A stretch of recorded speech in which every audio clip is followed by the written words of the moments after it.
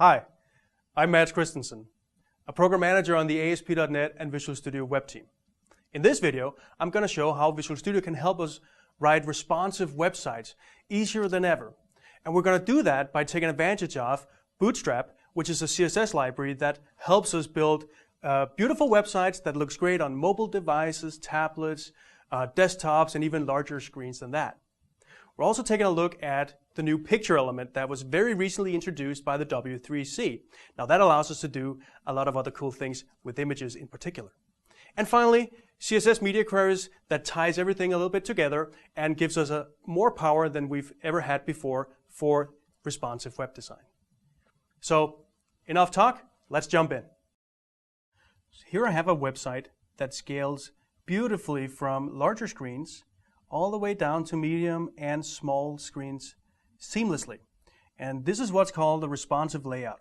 It adjusts based on the size of my viewport or browser or device. And in order to do this, what I've done is to include Bootstrap CSS in my HTML. By doing that, I can now take advantage of the Bootstrap library's rich class model that allows me to mark up elements on my page using classes to make it behave in a very nice, pretty way that is also responsive. So this is the page, and let's say I want to add a new element here. I'm going to add a new class, and as you can see, we now have a clear distinction of the class names that come from Bootstrap. They all have this nice Bootstrap logo, and the ones that don't come from Bootstrap, this is my own class names here as the ads class you see right here. So this makes it very easy for me to figure out where these classes come from and which are the ones from Bootstrap. So I'm going to add one here called row. And inside row, I'm going to use a new picture element. So Visual Studio now has support for picture, and we even have a snippet to let you do this. So automatically fill out everything, makes it really nice. And here we can see how the picture element works. It will contain some source elements. We can see we have two right here. And for browsers that support the picture element, it will start looking at the first source and figure out whether or not it applies. And if it doesn't, it will go to the next. And finally, it will go all the way down to the image element right here. So what's beautiful about this is that it is backwards compatible. Browsers that do not understand or support the picture element will just show the image element as they always have. So I can now go in here and modify some media queries directly here on the source element itself. So I'm going to set this to 750. And if we now look at the browser and refresh it, we can see that we now have 3 different pictures that come in depending on the size of the screen. So if I come in from a mobile, I'm going to get a small file here. And a little bit larger, I'm going to get a different one. I changed the color here just so you can see how it changes the actual image. And then we go up to the one I use for the big screen. So that's really nice, and the picture element helps us a lot with these sort of things. And as I said, it's backwards compatible, so you can use this today.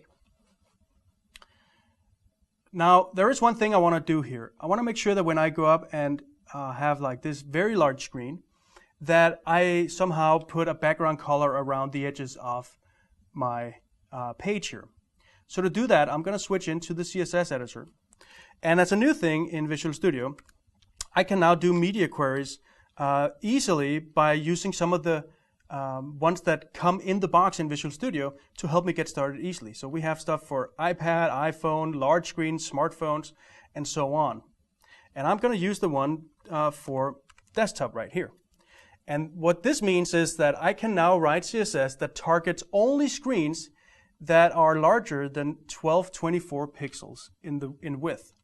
So here I can say, body, let's do background and give it a color like this.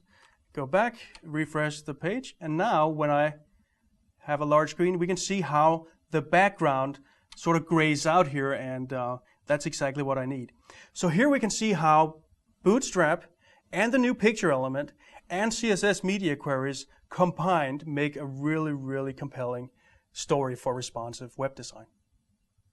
If you want to learn more about responsive web design, please visit the website www.asp.net, as well as our team blog, blogs.msdn.com/webdev.